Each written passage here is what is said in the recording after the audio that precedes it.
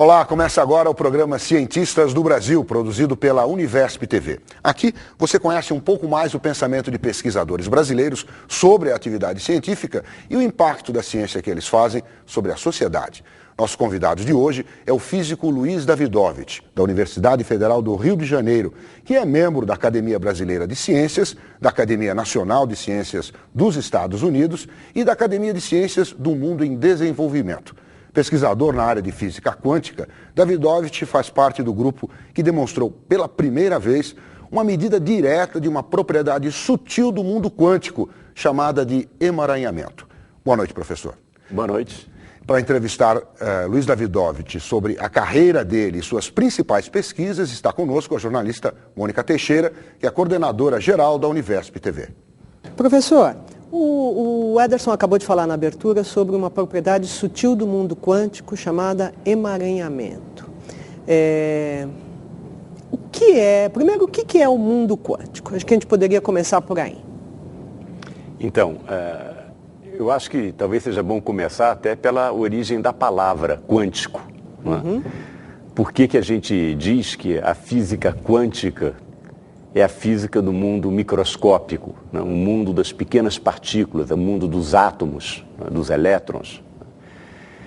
Isso vem do início do século XX, quando se percebeu que certas quantidades que se acreditavam que podiam variar continuamente, de fato tinham uma característica discreta. Por exemplo, a luz, que até o final do século XIX era considerada uma onda, percebeu-se no início do século XX que podia ser considerada como constituída de corpúsculos, chamados de fótons. Então aparece aí um caráter discreto da luz. Discreto no sentido de descontínuo. Descontínuo. Né? E daí vem o nome quantum. Quantum significa, está associado a essa ideia de discreto, de você ter quantidades de energia, né? Associadas a esses corpúsculos da luz. Um pouco mais tarde, se viu que outras quantidades também que se considerava serem contínuas tinham também esse caráter discreto. Por exemplo, a energia de um átomo. Né? A energia de um átomo não pode ser qualquer uma, né? Então ela também tem um caráter discreto e o nome quantum foi também associado. A energia de um átomo não pode ser qualquer uma. Não pode ser qualquer uma. O que quer dizer isso? Significa que se você tem um elétron num átomo, né, os níveis de energia desse elétron são uns níveis determinados. E o elétron não pode ter uma energia entre eles. Justamente, quer dizer, por isso que é descontínuo. É descontínuo. Tá. Né? Então, essas foram as descobertas feitas no início do século XX, sobre esse caráter discreto do mundo microscópico. E daí veio o nome quanta, né? Os quanta de luz. Né? Isso foi uma descoberta extraordinária no início do século XX e, de fato, os jovens, porque eram jovens, os jovens que se envolveram nessa descoberta ficaram perplexos. Jovens, gente de 20 anos, assim? 20 e poucos anos. Tá. Né? A gente ouve nomes assim, de pessoas envolvidas que tiveram uma participação importante, bom, Einstein, certamente, né? Heisenberg, né? Dirac, né? Eram jovens de 20 e poucos anos. Schrödinger era um pouquinho mais velho, nessa época tinha 30 e pouquinhos anos. Né? Então, eram jovens que de repente percebiam que a natureza era muito diferente daquilo que tinha se imaginado há poucos anos antes, né? Deles estarem envolvidos com essas descobertas. E o trabalho desses jovens foi fascinante. Né? Eles descobriram um mundo novo e é interessante que eles descobriram esse mundo novo sem nem pensar em possíveis aplicações. E eu acho que isso dá uma ideia para a gente também da história da ciência, de como é que a ciência se desenvolve. Mas o senhor, deixa eu interromper, sim. O senhor, quando está pesquisando, o senhor está pensando na aplicação? Olha, particularmente eu não. Há cientistas que trabalham pensando nas aplicações e é importante ter os dois. Claro. Né? Agora, a dinâmica de desenvolvimento da ciência é uma dinâmica de interação constante entre essas duas partes. Se todos os cientistas pensassem só nas aplicações, né? ou se nenhum dos cientistas pensasse em aplicações, nós não teríamos a riqueza que nós temos hoje. Mas eles, no começo do século XX, não estavam pensando em aplicações. Olha, o pessoal que estava trabalhando com a mecânica quântica realmente não pensava em aplicações, Para eles era uma coisa maravilhosa descobrir essas propriedades tão interessantes do mundo quântico, entre as quais o emaranhamento. E o emaranhamento fascinou pessoas como Schrödinger, como Einstein. E essa propriedade representa o que a gente chama de correlação entre propriedades de partículas que podem estar distantes uma da outra. E correlação significa que a propriedade de uma partícula está ligada à propriedade da outra. Tá. Mas as correlações previstas por essa nova física, física quântica, são muito mais fortes do que correlações previstas pela antiga física clássica. São correlações que não podem ser explicadas pela física anterior. Mas essas correlações, espera um pouquinho. Então, o emaranhamento, o senhor está dizendo que são essas correlações. Isso. Mas quaisquer duas partículas de luz, quaisquer dois fótons, têm correlações entre si? Não necessariamente. E essas correlações são propriedades bastante sutis da física quântica, como já foi mencionado, que, de fato, não são incomuns no mundo em que a gente vive. São bastante comuns, mas não estão necessariamente presentes. Agora, detectar essas propriedades não é um problema simples. Mostrar que existe emaranhamento não é um problema simples. E tanto não é simples que, em 1935, houve um artigo famoso, do Einstein, junto com Podolsky e Rosen, colocando o dedo na ferida, mostrando que o emaranhamento levava a propriedades anti-intuitivas do mundo quântico. Houve artigos importantes também do Schrödinger, que foi um dos fundadores da física quântica, em 1935. E só em 1964, 30 anos depois, 30 anos depois, é que apareceu um trabalho do John Bell, que trabalhava no CERN, lá na Suíça, mostrando que era possível fazer experimentos que permitiam detectar essa propriedade. Mas então, pera um pouquinho. O que o senhor está dizendo é que o emaranhamento, então, é conhecido também ali desde o começo do século. É conhecido, certamente, desde 1935. Que as propriedades sutis do emaranhamento são conhecidas desde 1935. Mas durante 30 anos, achou-se que essa propriedade talvez pudesse ser explicada com a física que se tinha antes. Ah, entendi. Que essas correlações entre propriedades de partículas distantes poderia ser explicada através de variáveis que a nova física quântica não abordava, não incluía, e que eram chamadas de variáveis escondidas, justamente por isso. E houve discussões intensas, filosóficas. Havia mesas redondas, incluindo físicos, cientistas sociais, filósofos, que queriam saber se o mundo era determinista, como apregoava a física clássica, ou era probabilístico, como dizia a física quântica. Mas a física quântica é probabilística. Ela é probabilística. Quer dizer, as coisas não são, digamos, elas podem ser que estejam acontecendo aqui, não é isso? O que a física quântica diz é que o que nós podemos prever são as probabilidades de resultados quando a gente faz uma medida sobre o sistema. A gente, em geral, não pode dizer precisamente qual vai ser o resultado. Eu queria mostrar uma figura que nós temos aqui. O que representa essa figura, Luiz? Então, essa figura mostra um átomo de hidrogênio. Bem. No centro, nós temos o núcleo do átomo de hidrogênio, que esse lugarzinho aqui, próton, é a bolinha vermelha lá no centro. Mas isso é a imagem do átomo? Não, ou isso é uma simulação. Isso é uma simulação. E em volta nós temos uma nuvem. Isso aqui, né? Essa região mais clara. Isso, essa nuvem está associada ao elétron, que antes dessa imagem se achava que era como se fosse um planeta orbitando em torno do núcleo do átomo. O próton seria como o Sol e o elétron como um planeta orbitando em torno do Sol com uma trajetória bem definida. Então, quer dizer, eu peguei essa figura porque me parece, claro que você me corrija, por favor, mas que o elétron tem uma probabilidade do elétron estar aqui, não é isso? Mesmo. Então, essa nuvem mostra, de fato, uma distribuição de probabilidade para o elétron. Ela nos diz apenas que o elétron tem uma certa probabilidade de estar em qualquer ponto dessa região. Ao contrário daquele modelo planetário. Ao contrário do modelo planetário que havia antes. Então o modelo planetário, digamos, era determinístico. Isso. Quer dizer, você poderia determinar onde está o elétron, isso enfim. mesmo. Isso, a física clássica era determinística. E a física quântica tem esse lado probabilístico. Está por aqui. Está por aqui. Se a gente fizer uma medida, tem uma chance de medir o elétron num certo ponto ou num outro ponto, né? E essa probabilidade é dada por essa nuvem que está em torno do próton. Veja só a diferença, né, entre a imagem clássica e a imagem quântica, que é muito mais abstrata, né? É difícil de pegar com a nossa intuição do mundo cotidiano, né? E foi isso que deixou os cientistas da envergadura de um Einstein perplexos, né? Ele não gostava do caráter probabilístico da mecânica quântica. Ele até comentou uma vez, né, que Deus não jogava dados, né? E isso acompanhou os cientistas durante muito tempo, entender esse caráter probabilístico da física quântica. Foi só isso. E o emaranhamento tem a ver, desculpe. Sim, o emaranhamento tem a ver com isso, é uma previsão dessa teoria quântica, que é probabilística, né? E que diz que quando eu meço uma partícula aqui, né, eu não posso prever qual o resultado que eu vou obter.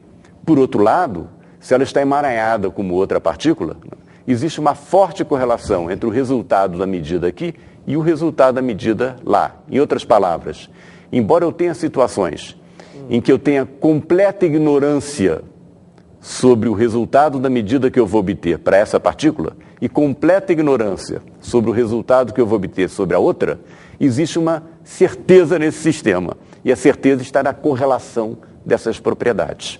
Eu posso ter um conhecimento global sobre o sistema, as duas partículas sendo um sistema, tendo um total desconhecimento sobre a situação de cada partícula. O Schrödinger falava sobre isso. Ele tem um texto que ele disse, né, que nesse fenômeno do emaranhamento é possível ter um conhecimento global sobre o sistema, total, aliado a um desconhecimento total sobre o estado de cada parte do sistema. E ele complementava, e é esse o fantasma que vem nos assombrar continuamente. Veja a situação de perplexidade desses famosos cientistas em relação a esses fenômenos que são extremamente sutis. Mas então, o fantasma assombrou você? Porque o que é que levou você a... Certamente, certamente. Todo físico que trabalha nessa área tem o mesmo sentimento de perplexidade. De espanto. De espanto, né? E que fascina, que nos atrai, né? E que acaba virando uma paixão. Né? É muito fácil, né, quando se trabalha nessa área, ser um cientista apaixonado. Né? São problemas intrigantes e apaixonantes. Então, o que me atraiu para essa área foi isso, foram essas questões que eu queria entender. Né? Então vamos dizer, esse espanto seu, essa sua perplexidade sua e de muitos cientistas frente a esse mundo tão diverso, né, do nosso cotidiano, ele acaba gerando então uma vontade de saber, digamos. Isso, uma vontade muito grande de entender esses mecanismos sutis de funcionamento da natureza. Né?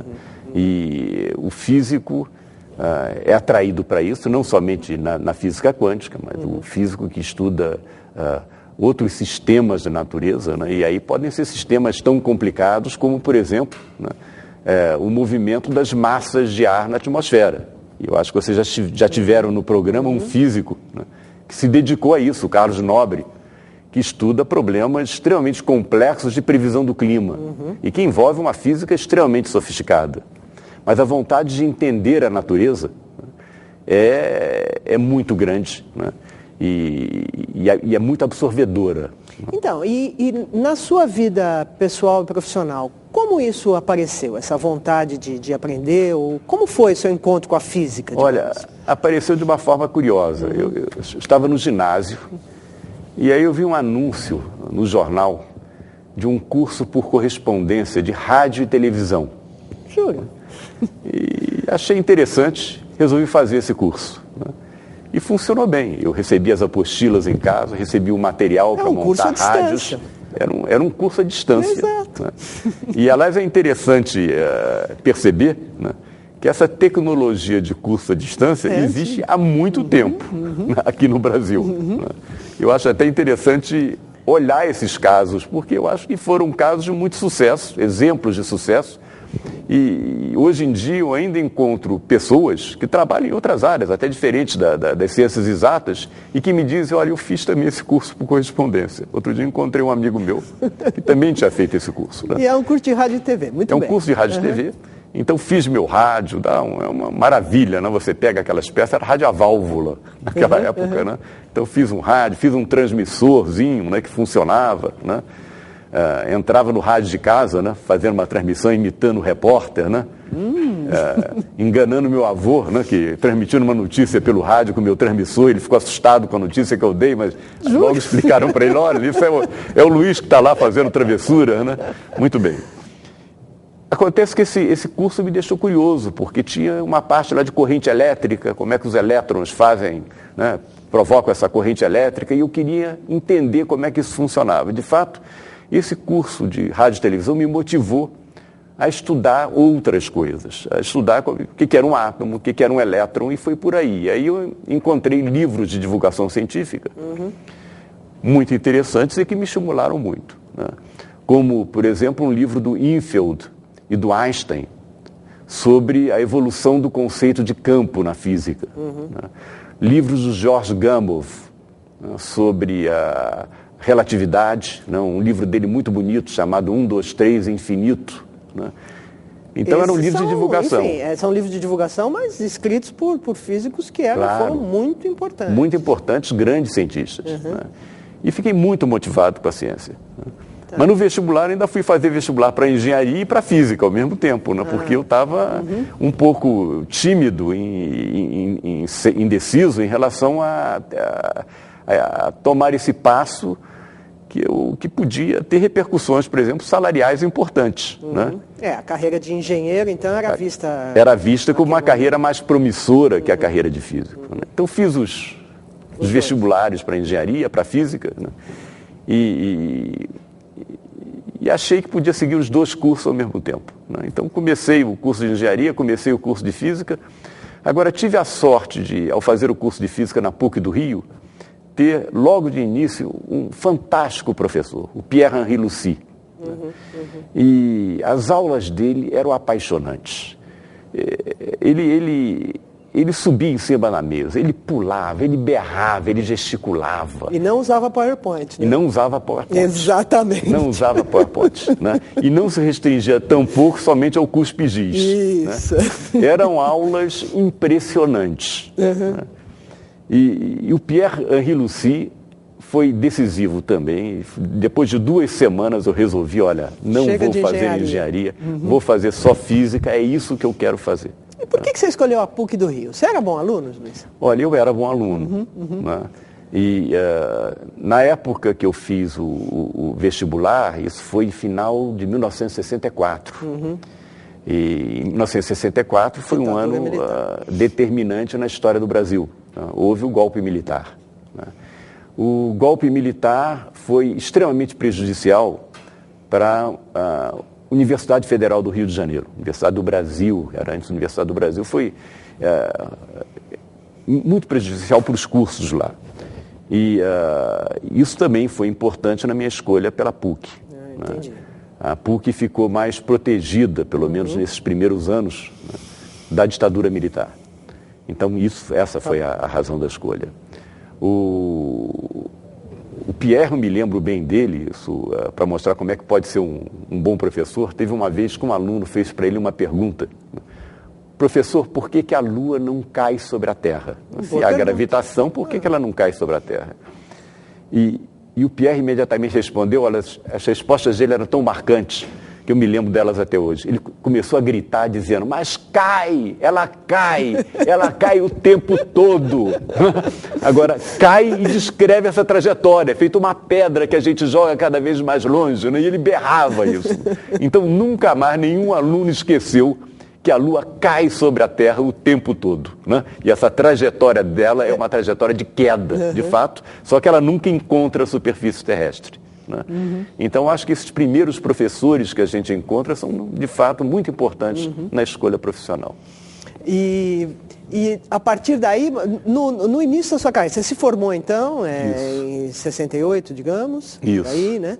E como você chegou à quântica? Então. Porque não foi imediato, não, né? Não foi imediato, porque já no curso da universidade eu gostava muito dessa disciplina de física quântica. Eu lia coisas por fora das aulas, né? Eu gostava muito. Né?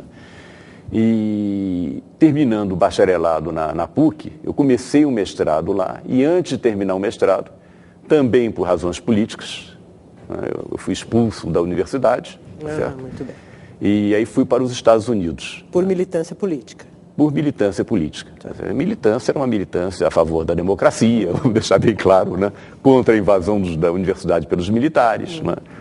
E por causa disso, eu fui expulso da PUC e fui para os Estados Unidos. Fui para a Universidade de Rochester, onde encontrei um outro professor altamente inspirador, o professor Moisés Nussenzweig, que orientou minha tese de doutorado lá e que me atraiu para a área de ótica quântica. E a área de ótica quântica, que é estreitamente relacionada ao laser, né? E também tem problemas muito ligados à área básica de física quântica. Sim. Então foi a área de minha escolha, em função disso. E daí ainda não chegamos no emaranhamento. Ainda não chegamos ao emaranhamento. Então, você foi do laser para o emaranhamento? Isso, então, a minha tese de doutorado na Universidade de Rochester foi sobre o decaimento de átomos. Átomos excitados, né, eles perdem a sua excitação.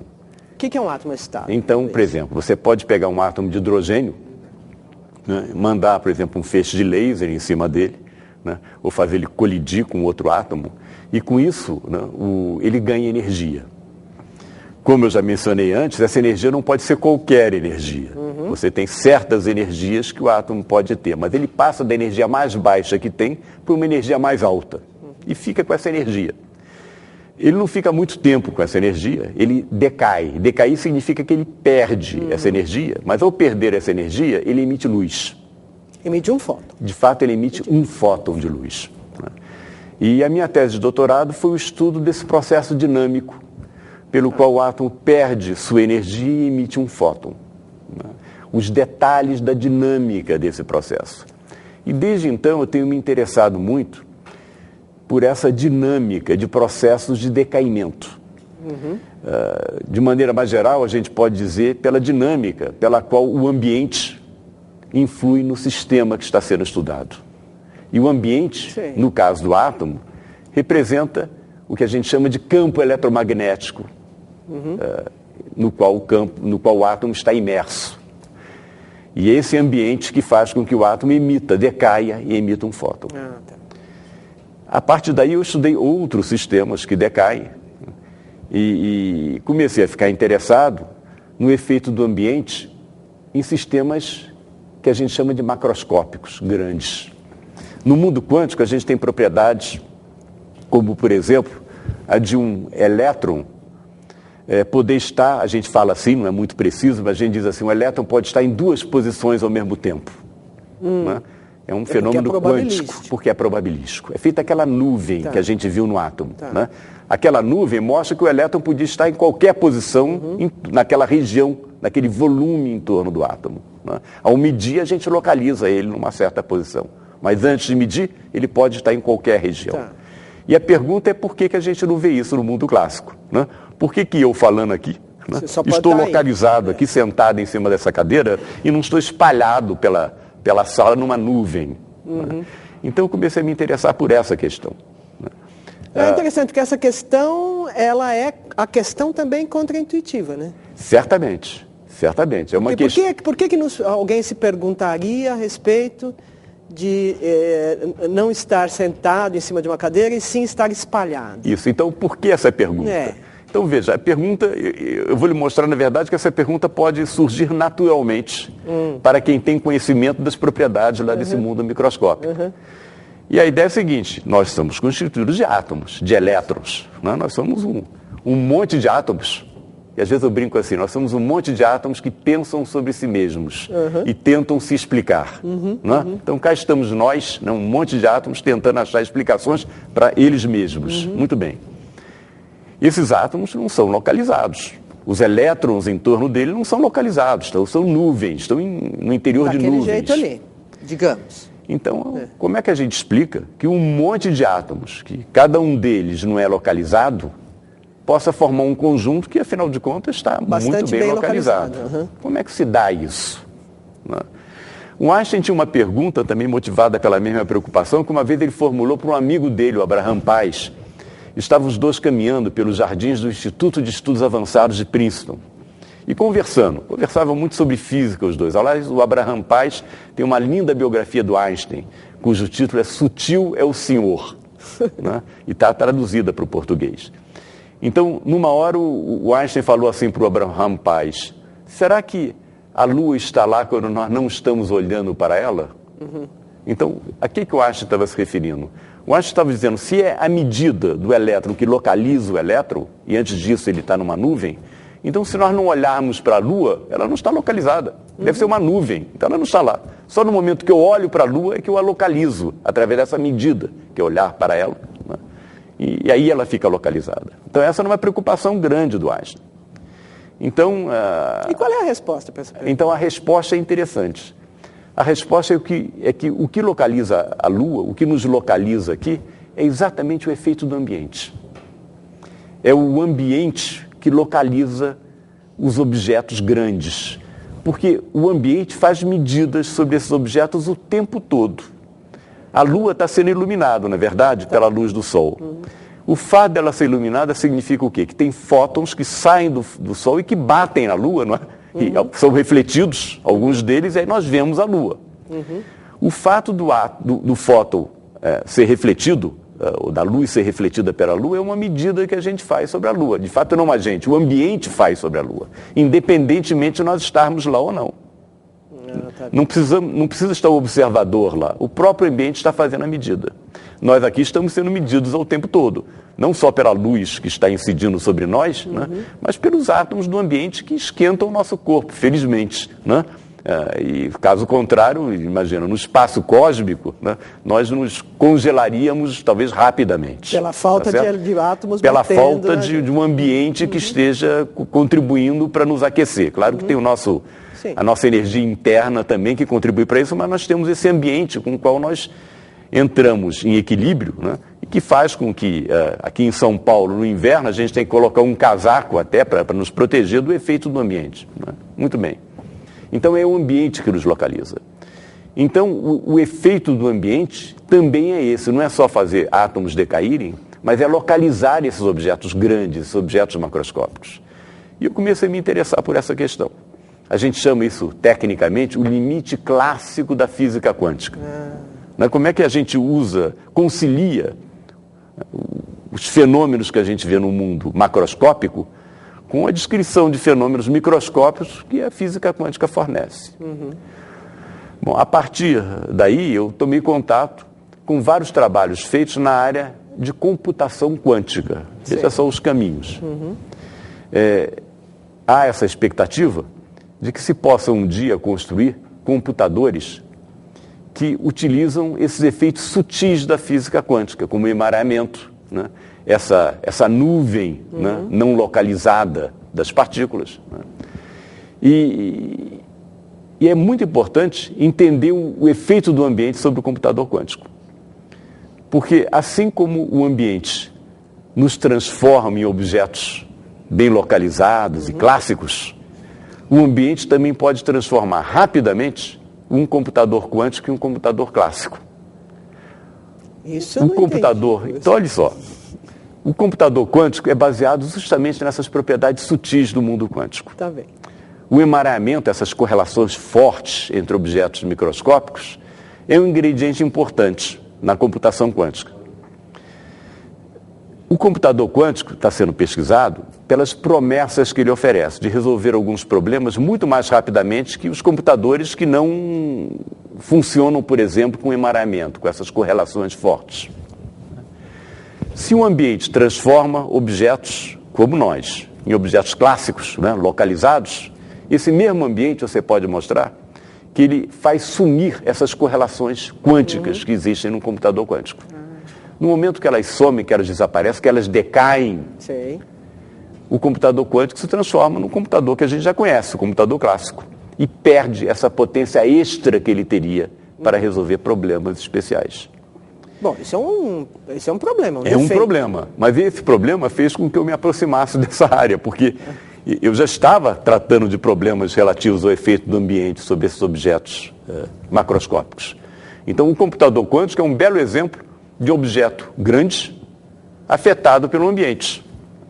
Então, eu comecei a resolver, a tratar desses problemas. Para encerrar a nossa entrevista, eu queria perguntar, e qual foi a maior, vamos dizer, a maior alegria ou a maior descoberta que você fez na sua vida nesse mundo, nessas linhas de pesquisa? O que é que mais, digamos, deslumbrou você? Porque você falou em paixão no começo. Isso. Então eu imagino que haja deslumbramentos na sua vida profissional. Certamente algo que de fato me apaixonou e me deslumbrou de certa forma foi a possibilidade de interagir fortemente com experimentos, de pensar em propostas que verificam aspectos extremamente sutis da física quântica e ver essas propostas realizadas em experimentos.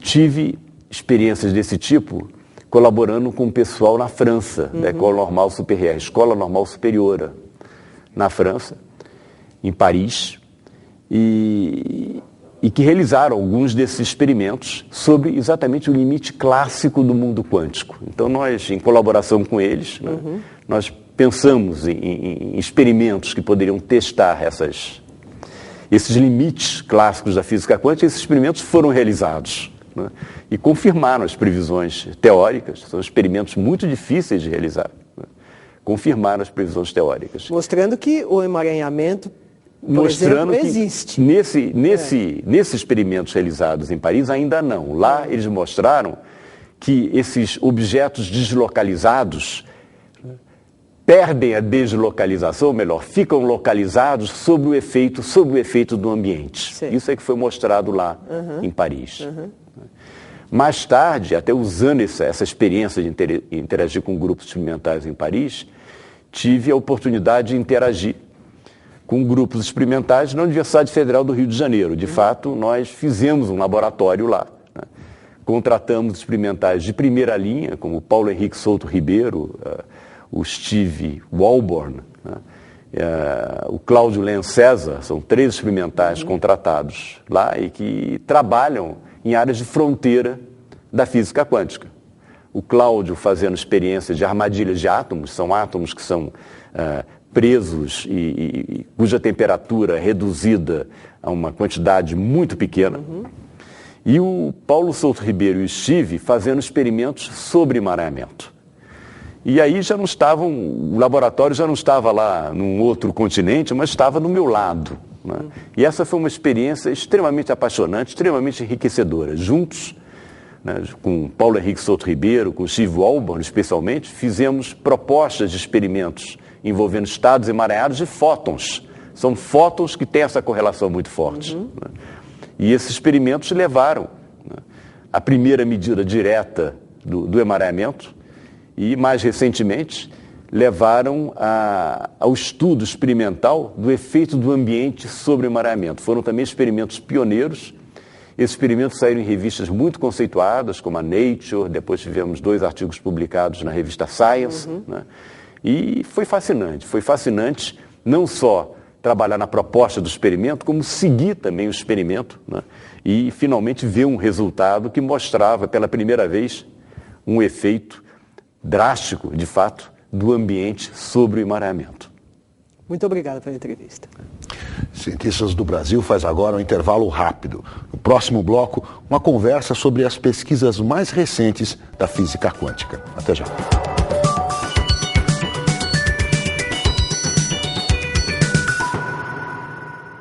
O programa Cientistas do Brasil está de volta. Nosso convidado hoje é o físico Luiz Davidovich, da Universidade Federal do Rio de Janeiro. A partir deste bloco, ele conversa com 2 outros especialistas em física, Paulo Nussensweig, do Instituto de Física da Universidade de São Paulo, e Marcelo Nobel, do Instituto de Física Gleb Vatagen, da Universidade Estadual de Campinas. Bem, senhores, a ideia agora é a gente explicar um pouquinho como que se faz essa pesquisa desse mundo tão pequeno, que é o mundo quântico. Professor Paulo, como é que o senhor investiga, que tipo de investigação o senhor faz e como é que o senhor consegue compreender, consegue visualizar essas coisas? Microscópio, de que maneira? Ok. Bom, instrumentação. Tem várias maneiras. Né? Tem maneiras de se investigar simplesmente com papel e caneta. Tem maneiras de investigar usando ferramentas, computadores para realizar simulações, como foi mostrada uma simulação do átomo de hidrogênio. E temos várias maneiras de investigar experimentalmente esse mundo. Tipicamente, nós no nosso laboratório utilizamos lasers para investigar, por exemplo, sistemas atômicos, em que, através de variações na frequência do laser, nós podemos ver diferentes respostas do sistema atômico, investigando diretamente, por exemplo, os níveis de energia que o Luiz mencionou.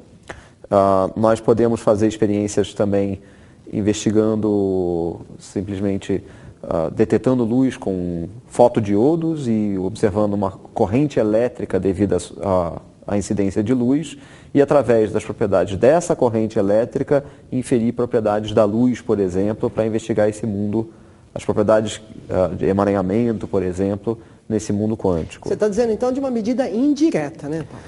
Estou falando de medidas indiretas. Essas medidas, em geral, de que vocês estão falando aqui, são medidas sempre indiretas, é isso? Não são sempre indiretas. Nós temos medidas indiretas, mas nós temos também medidas diretas. Sim. Então, foi perguntado um microscópio. Nós não investigamos átomos com microscópios de bancada. Sim. Okay? Mas, hoje em dia, nós temos dispositivos de microscopia que permitem manipular e investigar átomos individualmente. Mas como é que faz individualmente se é tudo probabilístico?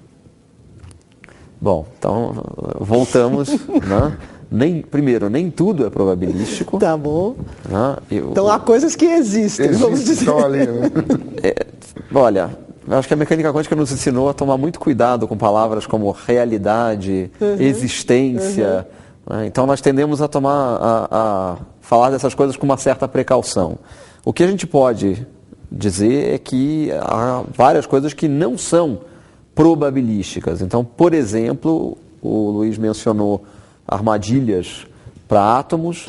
Nós hoje somos capazes de aprisionar átomos individuais em armadilhas eletromagnéticas e nós somos capazes de, espalhando luz por esses átomos, observar, aí sim, diretamente, fazer imagens desses átomos. Isso pode ser feito com átomos carregados. Então, você arranca, por exemplo, um elétron do átomo, você tem um íon. Tá. Isso pode ser feito também com átomos neutros. Quer dizer, se você tem um elétron, um átomo aprisionado, se você joga a luz nele, essa luz vai bater nele, digamos, é um fóton, é isso? Quer dizer, vai deslocar ali. Se você conseguir, através da relação que existe entre a frequência da luz e a energia de fótons individuais, se essa frequência for tal que a energia dos fótons corresponder a uma diferença de energia entre dois estados atômicos,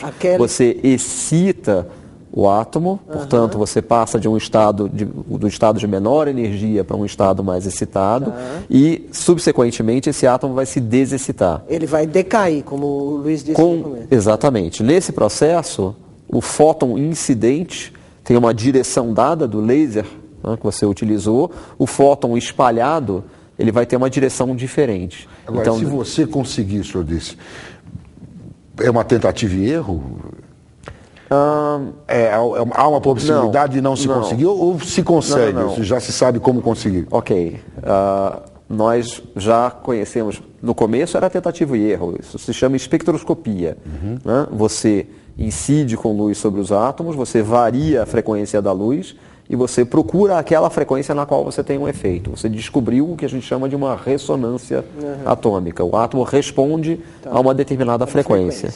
Uma vez que você já conhece essa frequência, você, obviamente, vai diretamente nessa frequência. Então, para fazer imagens de íons, por exemplo, o que se faz é incidir com luz de uma dada frequência conhecida e procurar em volta luz espalhada. Então, você dispõe um detetor e você manda vários fótons sobre esse átomo. Esse átomo vai espalhar vários fótons, alguns você vai detectar. Com isso, você tem uma imagem. Seria interessante destacar, eu acho que, bom, já se sabe da ideia dos átomos aí desde os gregos, né? Os gregos já tinham a ideia dos átomos e é justamente daí que vem o nome. O que é interessante é que o avanço que a física, a ciência de uma maneira geral fez no século XX é realmente impressionante, né? E acho que tem essa beleza, né? Não necessariamente você precisa ver o átomo. Realmente ver um átomo, a gente conseguiu de fato ver, talvez ainda um pouco indiretamente, só no final aí do século XX. Mas mesmo sem ver, havia provas definitivas que os átomos existem desde o começo aí do século XX, pelo menos, né? Que essa é a beleza de poder ter um belo experimento bem projetado, bem planejado e poder interpretar a partir dos resultados o que está acontecendo lá dentro. Então, eu acho que independentemente desse de ver. É isso. Exatamente. Que então, por exemplo, tem um experimento que é clássico, né? Bom, tem vários, né? Mas em particular, como o Paulo comentou aí do espalhamento, e tal, a gente imediatamente lembra a ideia. Ainda não se pensava, não sabia como era o átomo, né? Se pensava que tem a ideia de ser até um pudim, né? Chamado pudim de ameixas, né? Que teria ameixas aí no meio. Que é um modelo... De repente, um modelo antigo, digamos assim, do átomo. E simplesmente com experimentos de espalhamento, jogando coisas, digamos assim, partículas em átomos, em um filme, uma película de átomos, você consegue, a partir dos resultados, entender que aquilo não era possível. Que aquele modelo do pudim, isso está falando de Rutherford. Do Rutherford, exatamente. Né? Então, ele simplesmente jogando partículas aí nesse átomo, ele viu que, de repente, algumas voltavam para trás, ou espalhavam mais do que se previa. Bem interpretado, um belo experimento, você consegue entender muito sobre o que está lá embaixo, digamos assim. Mesmo sem ter o acesso, mesmo sem ter o acesso, sim. O Rutherford não tinha. Mas já era claro naquela época o que poderia ter ali. É claro que aquilo depois sempre evolui, né? A ciência tem essa dinâmica de que os modelos existentes podem ser incompletos ou podem ser cada vez mais melhorados. Já no final do século XX, e isso percebam que não é uma coisa absurda, é algo impressionante que em pouco mais aí 70, 60, 70 anos, um desenvolvimento impressionante das técnicas experimentais, da engenharia, da computação e de todas as técnicas associadas que permitiram fazer com que fossem desenvolvidos novos microscópios. Microscópio chamado eletrônico, ou tem um microscópio de tunelamento, microscópio de força atômica. Hoje em dia são, em alguns casos, mais caros ou mais baratos, mas são equipamentos que você pode comprar. Se você tem, evidentemente, dinheiro suficiente, você pode ir lá encomendar o microscópio e enxergar átomos. Mas isso é algo muito recente. Deixa eu mostrar, então, uma imagem desse tipo de microscópio que a gente selecionou. Isso é o que se chama um curral quântico, não é isso? Isso. Então, como que o que é essa imagem? Vocês podiam contar um pouco, quer dizer, porque isso aqui é assim, quer dizer, isso são como é que essa imagem isso é uma imagem, uma representação? O que é isso aqui? É a coisa em si, Luiz? Feita por um microscópio especial, né? E que, de fato, ela é reconstituída. Quer dizer, esse microscópio, ele mostra a distribuição de elétrons, né, na superfície de um metal. O metal tem essa propriedade que os elétrons circulam livremente na sua superfície, né? E o que é feito aí é implantar átomos que formam esse círculo na superfície do metal. Esses picos aqui, então... Esses picos correspondem aos átomos. Bom, desculpa interromper um minuto, mas isso também é algo impressionante, que foi conseguido recentemente, que hoje em dia os físicos, os cientistas conseguem posicionar o átomo no lugar que quiser. Exatamente. E fazer aí o tal do chamado curral. Então esses átomos são controlados, veja, individualmente. Então pera um pouquinho, Então esses picos aqui, eles são o átomo, não, eles são... Cada um deles representa um átomo. Representa, de fato. Não é uma imagem de luz, não é? Isso é um resultado que vem de um certo tipo de microscópio que consegue localizar esses átomos. Então é possível. O microscópio é também quem põe os átomos. Exatamente. Isso. Tá certo? Também. Então tá bom. Então aqui são átomos de quê? São átomos de ferro, numa superfície de cobre, se não me engano. Isso aí. E aí prendeu lá dentro... Então, o que você prende lá dentro? Eu disse antes que esses elétrons circulam livremente na superfície do metal. No momento que você faz essa cerca de átomos, eles prendem os elétrons que estão dentro da cerca. E se você olhar com cuidado para essa figura, você vê ondas dentro dessa cerca. Esses verdes... Isso, são ondas. É como se fossem ondas na superfície de um lago. Então, isso está mostrando, de um lado, que os elétrons se comportam como ondas. A distribuição de elétrons se comporta como ondas. Embora a gente tenha essa imagem... Que você tinha falado lá na frente. Da mesma maneira que a luz tem um comportamento ondulatório, mas também você pode associar corpúsculos à luz. Então, os elétrons que a gente pensa como corpúsculos podem ter um comportamento ondulatório, e esse comportamento ondulatório vai descrever a distribuição dos elétrons. De fato, essas ondas, veja lá como é abstrato isso, essas ondas são ondas de probabilidade, onde a onda é mais alta, diz que é mais provável encontrar um elétron naquela posição, onde ela é mais baixa, é menos provável. Mas ele pode estar lá. Ele pode estar lá. Mas uma coisa que é interessante destacar, olhando para essa figura, eu acho que não tem um físico que não tenha estudado, evidentemente, física quântica, que ao ter visto essa imagem pela primeira vez, entendido o que significa, não tenha se emocionado com uma imagem como essa, porque é realmente uma demonstração clara de uma onda de elétrons, uma onda de probabilidade. Eu acho que tem a ver com o que foi mencionado anteriormente, que e é difícil até explicar, né? Como que alguém pode se emocionar ao ver uma coisa dessas, né? Então é realmente... Mas talvez chute, né? A emoção venha de um certo poder sobre a natureza também. Não tem alguma coisa que tenha a ver com isso? Acho que tem duas coisas aí que estão ligadas. Uma delas está associada ao que o Luiz comentou da proximidade com as experiências. Nós, no curso de graduação, de pós-graduação, a gente aprende sobre vários fenômenos, muitos dos quais foram descobertos sem que houvesse a possibilidade de realizar experimentalmente, então eram chamadas experiências de pensamento. E é emocionante ver que essas experiências de pensamento estão deixando de ser experiências puramente de pensamento. Então isso envolve um avanço muito histórico, grande, né? Até a comprovação envolve um avanço muito grande na nossa capacidade não apenas de entender esses fenômenos quânticos, que foi crucial no começo, na primeira metade do século XX, mas agora de manipular e controlar esses comportamentos quânticos, né? De certa forma somos agora alfaiates quânticos, porque agora a gente faz o terno sob medida. E o que uma figura como essa mostra é exatamente isso. Uma figura em preto e branco que mostra como um curral desse se construiu. Vamos ver se a gente encontra ela. A outra questão da emoção é um pouco algo que o meu colega de doutorado, Frédéric Bernardot, dizia quando nós estávamos fazendo várias experiências preparatórias da experiência que nós queríamos fazer no nosso doutorado. Nós estudamos efeitos, no livro-texto, efeito de interação de átomos com campos elétricos, chamado de efeito Stark, efeito de interação de átomos com campo magnético, chamado de efeito Zeeman. E, ao fazermos essas experiências de preparação, nós tínhamos que fazer muita espectroscopia, ver como é que os níveis de energia se comportavam.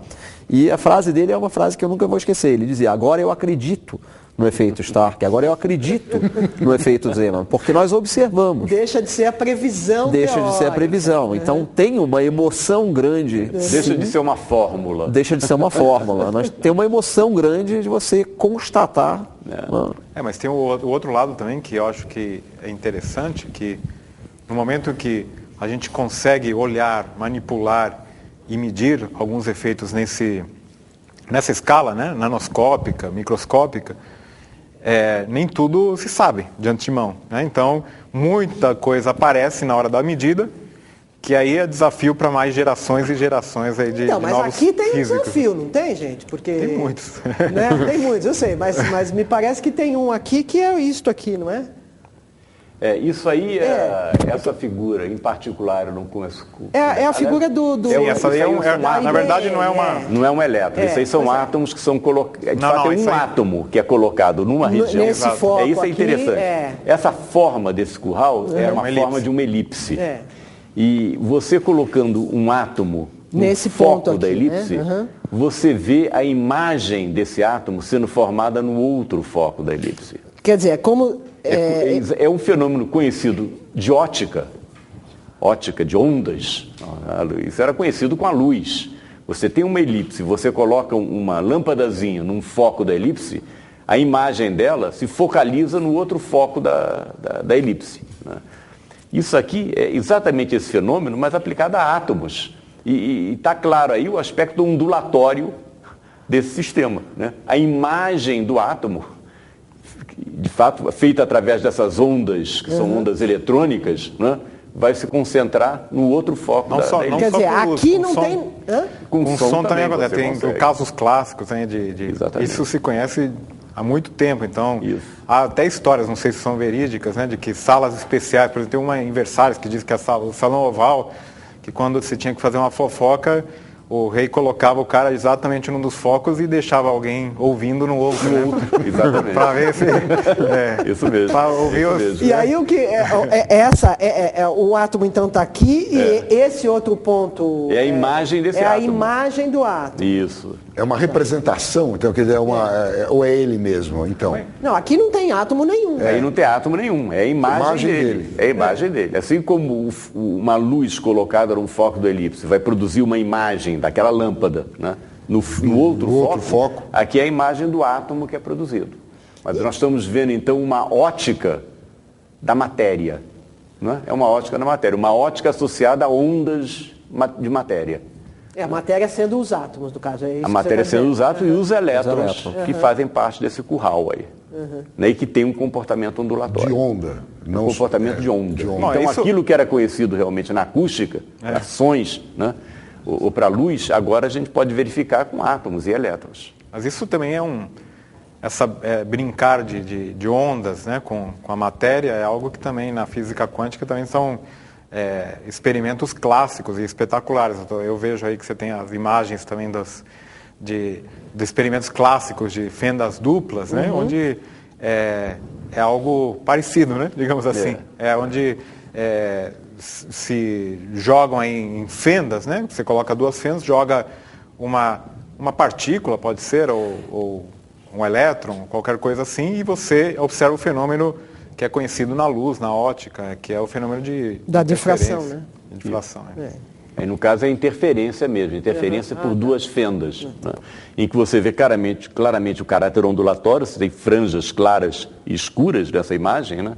E, ao mesmo tempo, se você for olhar o detalhe, você vai olhar os pontinhos que representam os impactos, nesse caso, dos fótons na superfície que está registrando o evento. Então, antes da gente... O Ederson tinha mencionado, acho que era essa foto. Essa aqui, foto, né? Que é a formação do curral, é isso? Eles estão montando. Estão montando o curral. Aliás, se você olhar a foto com o curral começa já aqui, montado, né? A última... Né? Aqui. Você tem as ondas. As ondas são ondas que você obteria se jogasse uma pedrinha no centro de um lago circular. Né? Ondas emanariam a partir do ponto de impacto e você vê o mesmo tipo de onda aí, mas são ondas eletrônicas, né? São ondas de elétrons. E essas ondas descrevem a densidade dos elétrons, a distribuição dos elétrons, ou se quiser, a probabilidade de cada elétron ser encontrado em cada região. Veja só. Vamos fazer então um intervalo rápido, daqui a pouquinho a gente volta para entender melhor esse mundo quântico. Até já.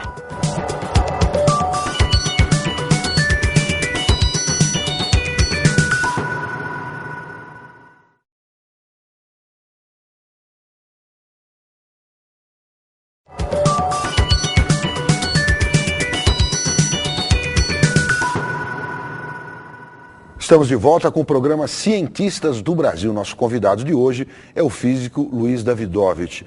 Professor, quando a gente fala em observar átomos, em ver átomos, o que isso quer dizer? O que é ver nesse universo minúsculo?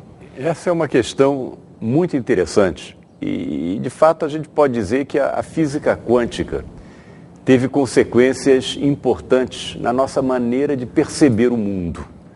E não é por acaso que essas questões apareceram não só na cabeça de físicos eminentes como Einstein, mas também foram questões que apareceram em considerações de filósofos importantes.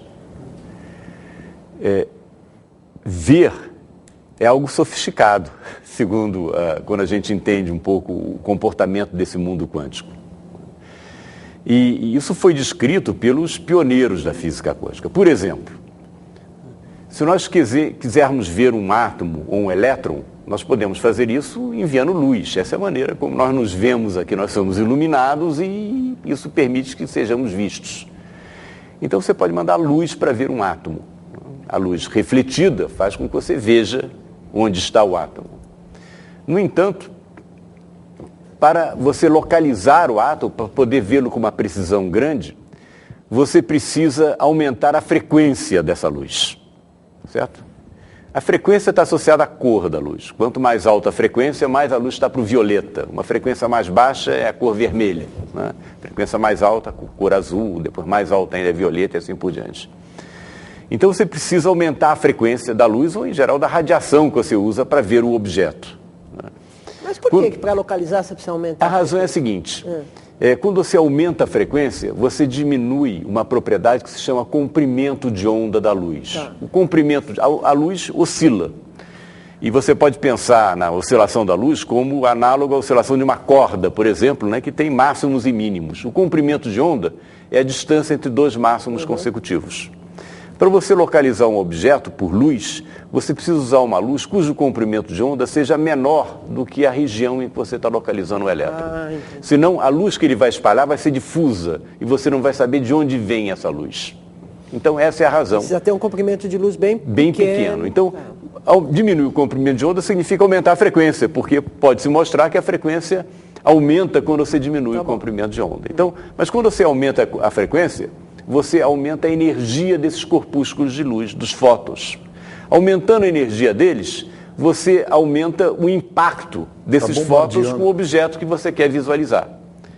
Certo? O impacto vai chegar mais? Vai chegar mais forte. Tá bom.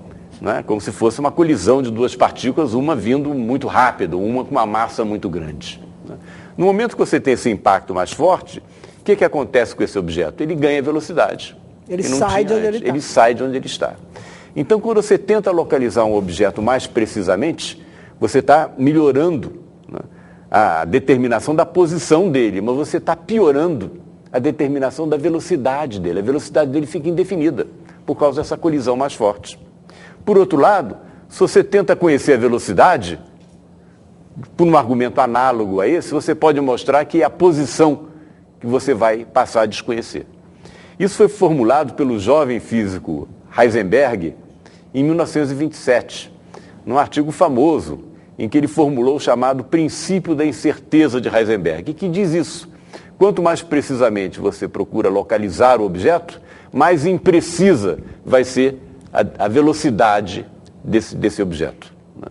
O Heisenberg, nesse mesmo artigo em 1927, ele dizia que não tem nem sentido falar em posição de um objeto se nós não pensarmos no experimento que vai medir essa posição. Então, Heisenberg colocava isso dessa maneira. Falar da posição ou falar da velocidade não tem sentido se nós não falarmos do aparato experimental que vai medir a posição ou a velocidade.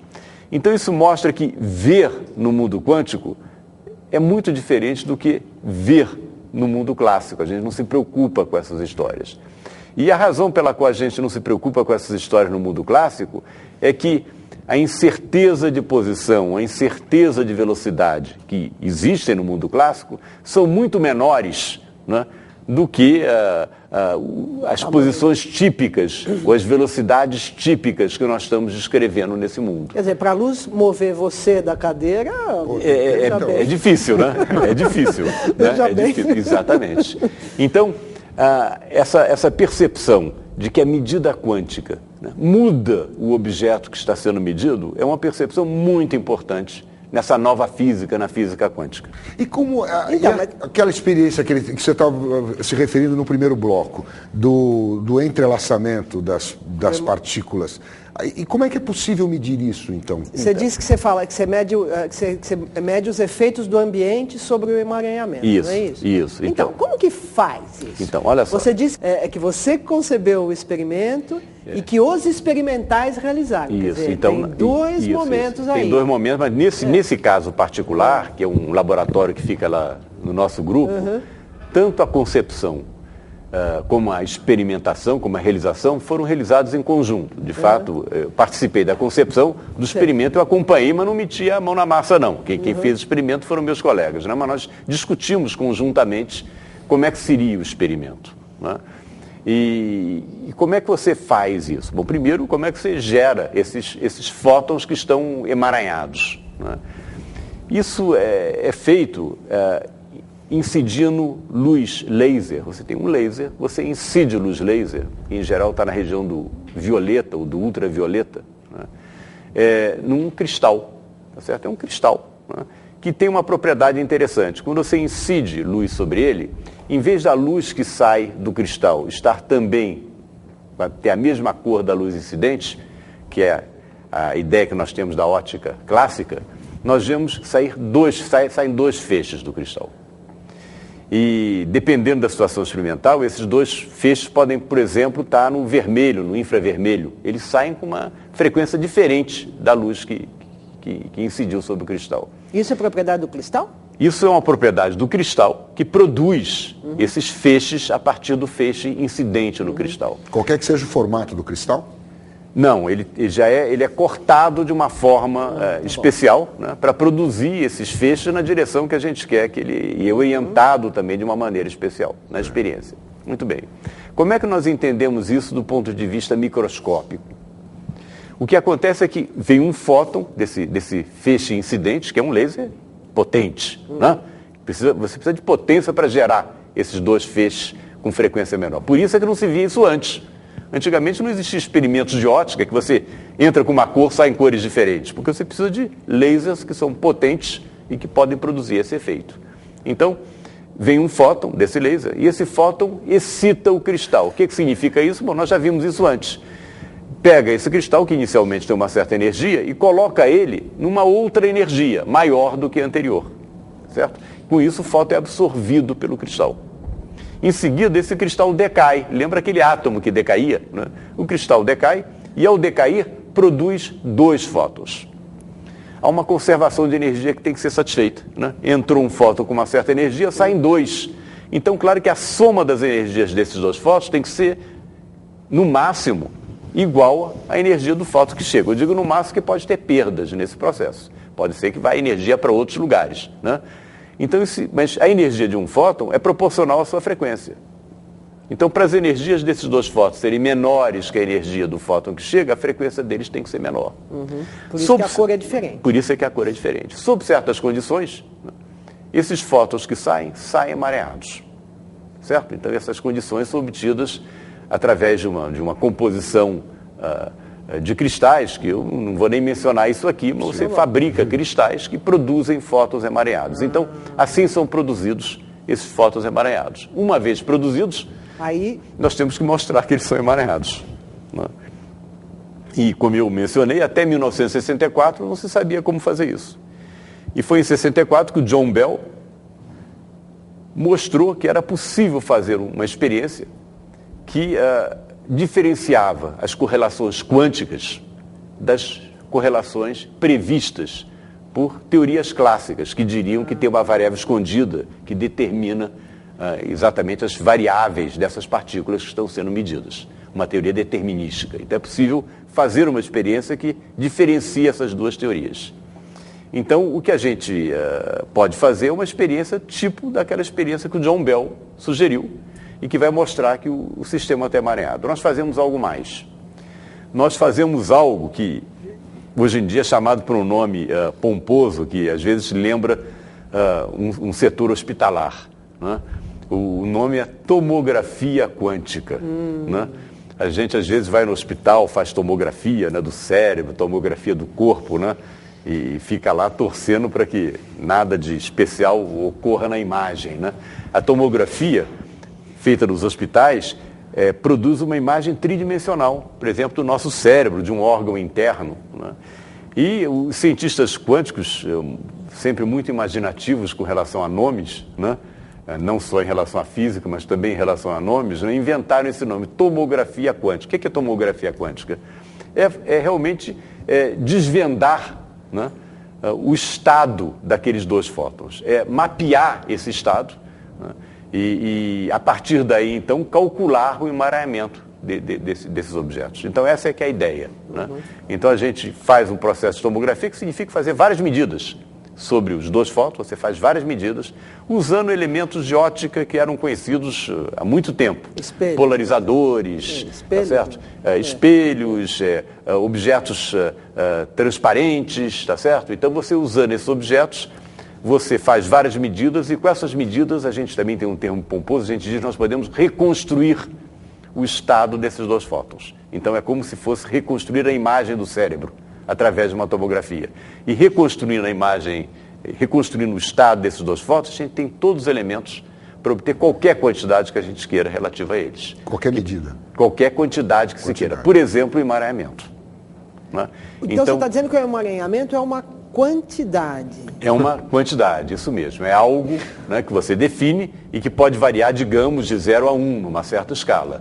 0 significa que o objeto não está emaranhado. 1 significa que está maximamente emaranhado. As correlações são máximas. Então experimentalmente trata-se de gerar fótons que estão emaranhados.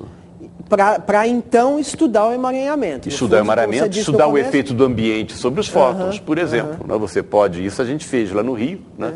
Você pega esses fótons, por exemplo, e passa por ambientes que nós construímos no laboratório, de fato são conjuntos de espelhos, de polarizadores, né?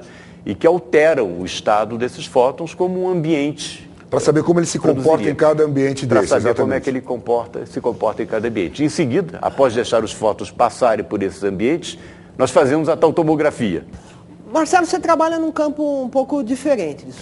Como é que é a pesquisa em ferromagnetismo? Né? O que é ferromagnetismo? Né?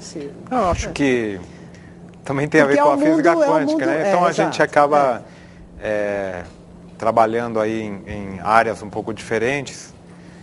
E na realidade aí a física é muito ampla, né? Essa questão aqui, em particular eu trabalho com nanomagnetismo, que é estudar o fenômeno de magnetismo em partículas nanoscópicas. Então a gente produz ou partículas ou fios na escala nanométrica e a partir daí a gente tenta entender o que é esse confinamento, o que de diferente tem numa partícula nanoscópica do que não havia antes, né? Ou numa partícula macroscópica ou num pedaço de ímã desses que a gente conhece. E tem muita coisa diferente, né? Muitas promessas, muitas ideias de aplicações e, na realidade, um monte de física ainda para ser entendida, um monte de propriedades, fenômenos que aparecem justamente numa escala que a gente não está acostumado, né? Como já mencionado em várias oportunidades aqui, no mundo quântico, no mundo de uma maneira mais genérica e no mundo nanoscópico, a nossa realidade é um pouco diferente. Observar é diferente, como é o comportamento, as cores, e em particular aqui eu estudo fenômenos magnéticos, também são completamente diferentes em outra escala. É uma outra maneira de ver o mundo, foge um pouco aí do nosso cotidiano, do nosso dia a dia, da nossa maneira que a gente está acostumado. Nem sempre as coisas são iguais ali. Mas também você tem que produzir coisas, né? Você falou. Exatamente. Eu, em particular, no meu grupo, a gente trabalha com física chamada física experimental. A gente trabalha há várias maneiras, né? Ou você faz a teoria, ou você faz simulações, ou você faz algo meio híbrido. ou às vezes você faz uma aproximação um pouco mais fenomenológica do problema. Há um problema prático que tem que ser resolvido, ou há uma técnica que foi desenvolvida e vamos produzir essa partícula e ver o que acontece. Então aí é um pouco, digamos assim, sem ser pejorativo, mas é uma cozinha, né? Na física. A gente põe ingredientes, sai aí um produto e temos que experimentar, né? Senão não tem jeito de saber o que apareceu. E eu diria que 99% das vezes aparecem coisas que a gente ainda não sabe entender. E aí, desafio para outros físicos, para colegas, para colaborações, e para produzir a partícula, sei lá, se eu produzo uma nanopartícula ali que tem uma certa propriedade, eu vou me perguntar por que é assim. Mas se eu produzir a mesma nanopartícula, só que 1 nanômetro menor, o que vai dar? Isso são anos de trabalho para conseguir e tal. E depois você vê que dá na mesma ou não dá na mesma, o que mudou. E para você avançar um pouco aí no entendimento, no conhecimento da física que tem por trás desses fenômenos. Então, uma ideia de que o mundo está completamente explicado é uma ideia falsa do ponto de vista da física contemporânea. Certamente. E aliás, nós temos que nos precaver em relação a isso, porque é bom lembrar que no final do século XIX, um físico famoso, Lord Kelvin, eu acho que muitas pessoas devem ter ouvido da escala Kelvin de temperatura, né? O Lord Kelvin fez a seguinte previsão de que escreveu isso de fato, que a física era como um céu azul com algumas nuvens no horizonte. As nuvens eram alguns fenômenos que a física daquela época não tinha conseguido explicar, mas que se achava que com uma suficiente habilidade matemática ia se acabar explicando isso. Então eram as poucas nuvens no horizonte. Isso foi feito no final do século XIX e, ironicamente, foi exatamente no alvorecer do século XX, em 1900, né, que o Planck publicou a fórmula dele, né, e foi a partir daí que aquelas nuvens de fato se juntaram e se transformaram numa imensa tempestade. Então, depois dessa experiência histórica, eu acho que todos nós somos muito cautelosos em dizer que nós temos a última palavra ou que nós temos a última teoria, né, sobre o comportamento do universo. Então, claro que muito mais surpresa vai vir por aí. E sem dúvida estamos ainda na escala aí nano, né? Mas tem todo um mundo, um universo a desvendar aí no interior dos átomos, né? Isso que estão sendo feitos grandes experimentos aí de entender realmente a natureza, como o próprio átomo, como ele se forma, do que é constituído. Há grandes questões aí que se colocam que ainda... Estamos longe? Não sei se longe, mas... de entender, certamente. O comportamento do mundo ultramicroscópico, né, e que pode estar ligado ao comportamento do mundo altamente macroscópico, porque há questões importantes que estão em aberto. Quando você olha para o universo como um todo, né, tem uma grande força no universo, que é a gravitação, né? E que também está associada a um trabalho fantástico do Einstein, a teoria da relatividade generalizada, né? Pois até hoje não se sabe como combinar a teoria da gravitação com a teoria quântica. Esse é um problema em aberto, né? Ninguém sabe ainda como resolver isso. E é um grande desafio que a ciência tem aí pela frente. Eu queria insistir em voltar na questão do emaranhamento das partículas, né? E saber, muito bem, estamos conseguindo entender um pouco disso. Onde essa compreensão pode nos levar? O que a gente pode, aonde a gente pode chegar? Fala-se de um computador quântico, de utilizações, de aplicações sobre isso. Nós já estamos no começo de compreender esses fenômenos, mas onde a gente pode chegar com isso? Eu diria que tem algumas coisas que as pessoas pensam usando emaranhamento. Uma delas é o computador quântico, para o qual pensa-se que emaranhamento é um recurso essencial, mas tem outras coisas que são, em geral, tarefas de informação. Então, uma das compreensões que nós vemos construindo ao longo desse final do século XX e a partir de, enfim, mais recentemente, é que a mecânica quântica está intimamente relacionada com ciência de informação, o entendimento de como que nós podemos processar, armazenar, transmitir informação. E a mecânica quântica não apenas é uma teoria de informação, o que nós sabemos dizer sobre a mecânica quântica é a informação que nós podemos obter sobre sistemas físicos e, ao mesmo tempo, utilizar essas propriedades fundamentais para melhorar, por exemplo, o processamento. Então, há possibilidades aparentemente superiores de processamento de informação em termos de complexidade de tarefas que computadores clássicos têm dificuldade de realizar e que um computador quântico poderia realizar com uma complexidade menor. Um exemplo típico disso é descobrir quais são os fatores primos de um número inteiro. Nós não conhecemos nenhuma maneira eficiente de fazer isso com um computador clássico e nós sabemos uma maneira eficiente de fazer com um computador quântico se nós conseguimos criar um computador quântico algum dia. Mas por quê? Essa é uma boa pergunta e merece outro programa. Não, essa é uma boa pergunta. Desculpe, mas... Essa é uma ótima pergunta e tem um físico importante que se colocou exatamente essa pergunta. O que a mecânica quântica tem a ver com fatoração? Isso, é. Ok? E a resposta para isso é que a mecânica quântica não tem nada a ver com fatoração. Então eu queria interromper, deixar isso para o próximo bloco. Daqui a pouquinho a gente volta com o último bloco de Cientistas do Brasil. Até já.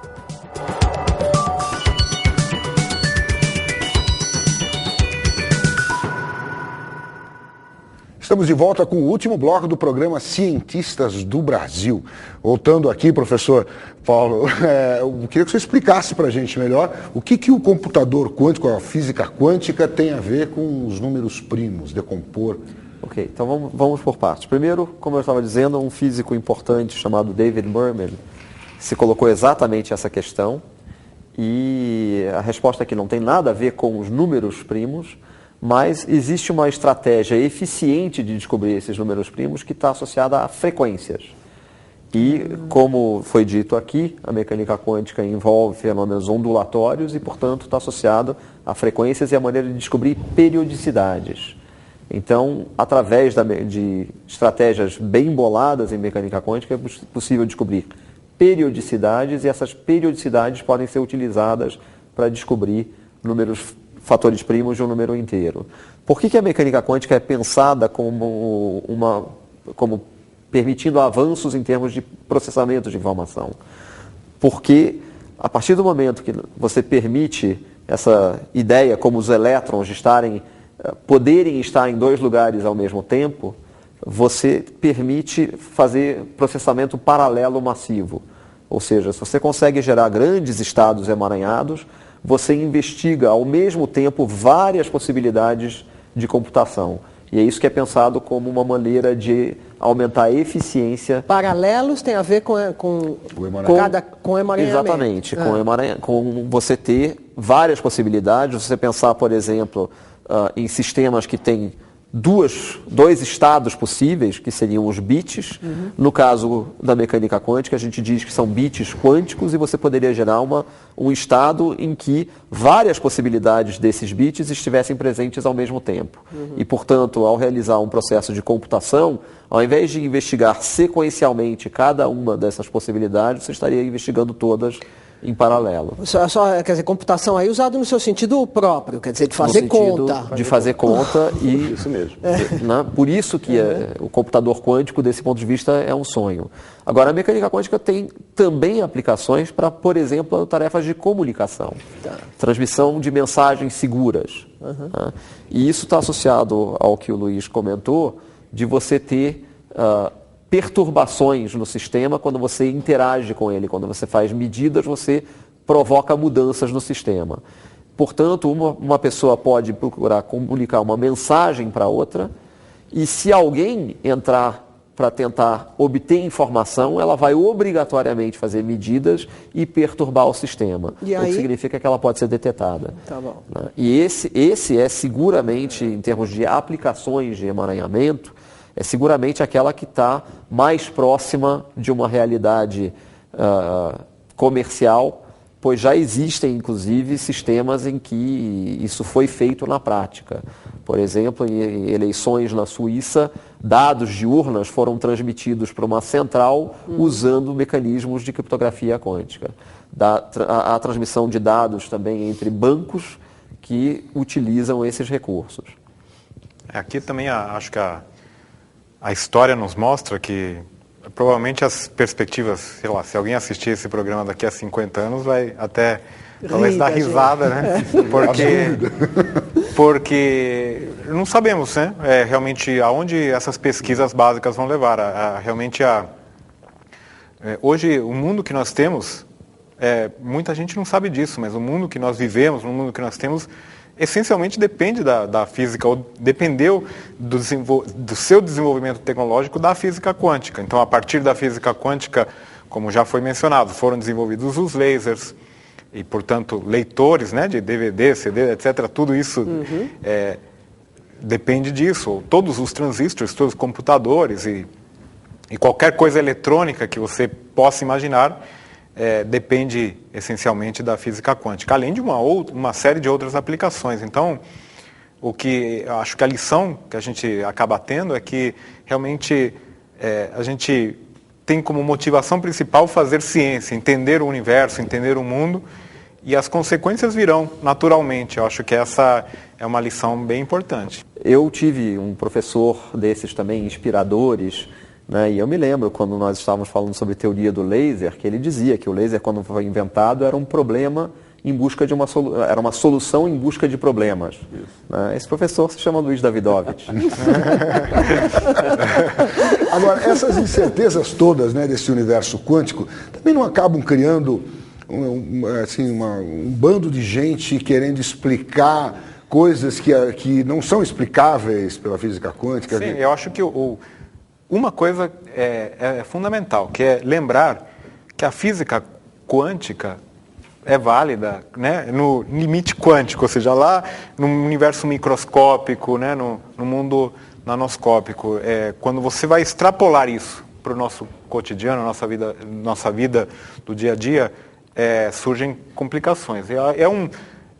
A total falta de conhecimento, a coisa esquisita que tem aí na questão quântica, atrai um polo atrator enorme para pseudociências, né? Então, você vê aí, se você tiver a curiosidade de entrar na internet, eu já fiz isso, colocar Quantum no Amazon, né, numa livraria americana, as 30 primeiras referências que aparecem não são de física. É cura quântica, leitura quântica, economia quântica e assim por diante. Por quê?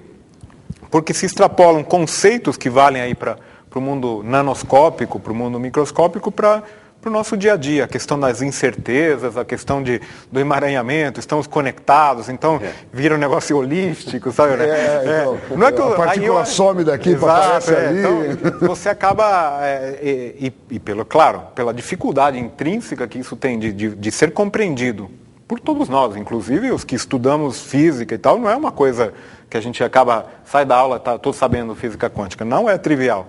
E o desconhecimento, a perspectiva de ter uma coisa diferente acaba levando para esse caminho um pouco tortuoso. E isso é um cuidado especial que tem que ser colocado, porque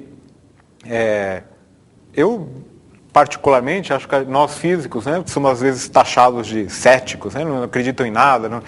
Não, você vê, a gente acredita em loucuras, né, bem complexas, né? Mas elas têm que ter uma comprovação experimental, elas têm que estar baseadas em experimentos, em realidade, né, e não simplesmente em divagações loucas. Agora, não são poucos os cientistas? Não tem pouca pesquisa nessa área? Eu queria, então, eu vou colar uma pergunta aí nessa pergunta do Ederson. A física hoje atrai os jovens? A física hoje atrai os jovens como atraiu você, como atraiu o Paulo, como atraiu o Marcelo, que é mais novo? Acho que aqui a gente tem gente de 60 e de 40, né? Faixa dos... Estamos aí de 1900, nascidos na década de 40 até nascidos na década de 60, não é isso? Então... Como é que é? Olha, eu acho que ainda atrai jovens, tá certo? Mas eu acho que também nós temos que localizar essa questão, não só no tempo, como você fez, mas também no espaço. Depende também de que país a gente está falando, tá certo? De qual a situação em que nós estamos averiguando essa questão. Então, o que está ocorrendo? Se nós olharmos num país como os Estados Unidos, ocorreu lá um fenômeno curioso. Se nós formos a cursos de pós-graduação em física lá nos Estados Unidos, você vai ver uma grande quantidade de estudantes estrangeiros, né? Chineses, em particular, indianos, né? Isso por quê? Porque frequentemente o jovem americano faz uma opção por uma profissão que dê mais dinheiro no futuro, tá certo? Então você vai encontrar, por outro lado, cursos de administração de empresas cheios de estudantes lotados, business, né? Lotados de estudantes norte-americanos, né? Isso tem muito a ver, eu acho, com opções que a sociedade faz. É uma questão complicada, delicada, né? Por exemplo, nos Estados Unidos há um novo governo agora, do Obama, né, em que está sendo dada uma grande ênfase à ciência e à inovação. Vai ser interessante acompanhar qual a repercussão que isso terá, né, nas opções profissionais dos jovens. O próprio Obama já disse que ele quer dar uma grande ênfase também à educação em ciências, justamente para estimular os jovens a seguir essa profissão que ele considera essencial, né, para o futuro dos Estados Unidos. Então, já é uma percepção de que só negócios, só business, né, não levam um país para frente. Certo? É preciso ter inovação, é preciso ter invenção, é preciso ter criatividade. Um país que acredita, porque na cultura americana acredita-se muito na ciência, no poder da ciência, tem uma grande confiança. Isso, né? Exatamente. Diferente do Brasil, né? Que eu acho que não tem essa mesma confiança na ciência como solucionador de problemas. Então, se nós formos olhar para a China agora, também está havendo um grande impulso para o desenvolvimento da ciência e da tecnologia. É impressionante, de fato. A aceleração deles é impressionante. E isso está vindo com ampliação de cursos em universidades, com uma flexibilização dos cursos, que permite formar pessoas mais criativas, tá certo? Não é como essa formação engessada que tem aqui no Brasil, não? O indivíduo entra nas caixinhas, né? Faz o vestibular para uma especialidade da engenharia e segue lá. Não é a melhor maneira de formar pessoas criativas, em nenhuma área, né? Então, no Brasil, acho que nós temos questões específicas e importantes. Realmente, nós temos aqui uma pirâmide, né, terrível, em que realmente as pessoas que chegam à pesquisa vêm de um extrato mínimo da população. Se nós olharmos as crianças brasileiras, né, a grande maioria dessas crianças está recebendo uma educação de péssima qualidade.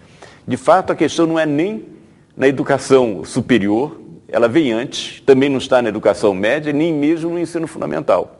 Se nós olharmos o tratamento de crianças de 0 a 4 anos, né, é sabido já, isso está sendo ventilado em vários países. Nos Estados Unidos há um prêmio Nobel de Economia, chamado Heckman, que fez trabalho sobre isso, onde se mostra que, de longe, a intervenção mais produtiva do Estado está exatamente nessa faixa de idade, de 0 a 4 anos. Crianças bem atendidas, né, em termos de saúde, em termos de educação, né? Nessa faixa, você depois não precisa praticamente intervir, né? Elas sozinhas já vão caminhar, né? E vão, de fato, grupos seguidos nos Estados Unidos, por exemplo, durante 20 anos mostram isso. Crianças de comunidades carentes que tiveram atenção especial com relação a outros grupos que não foram atendidos, vão ter uma taxa de criminalidade muito menor e vão ter um percentual de acesso ao ensino superior muito maior. É mais ou menos óbvio, né? Então, aqui no Brasil, com essa grande discriminação que nós temos, esse é o nosso apartheid, né? É o apartheid educacional, né? Uma grande maioria de crianças tendo péssimo atendimento, agravado pelo fato que nas próprias casas não tem livros, não tem revista, não tem jornal, não tem palavra escrita, né? Então, essa é uma questão que nós temos que enfrentar. Então, até porque o Brasil tem uma grande potencialidade, que é o tamanho da sua população. Então, imagine como seria esse nosso país se nós pegássemos essas crianças desde cedo, né, dessemos uma educação adequada, né, quantos pesquisadores criativos nós teríamos. Falava-se antigamente que nós tínhamos um Pelé, um Garrincha, por causa dos vários campos de pelada espalhados pelo Brasil, né? Então, espalhemos agora boas escolas pelo Brasil, nós vamos ter uma ciência fantástica nesse país, eu tenho certeza. Já temos uma ciência de alta qualidade, mas são poucos, né? Eu acho que nós precisamos aumentar o número de pessoas dedicadas à ciência e à tecnologia no Brasil, à inovação, né? Mas para isso nós temos que pegar essa base dessa pirâmide, né, e formá-la adequadamente. Professor, muito obrigado pela sua presença, obrigado pela presença de todos. Cientistas do Brasil termina aqui. Até o próximo programa.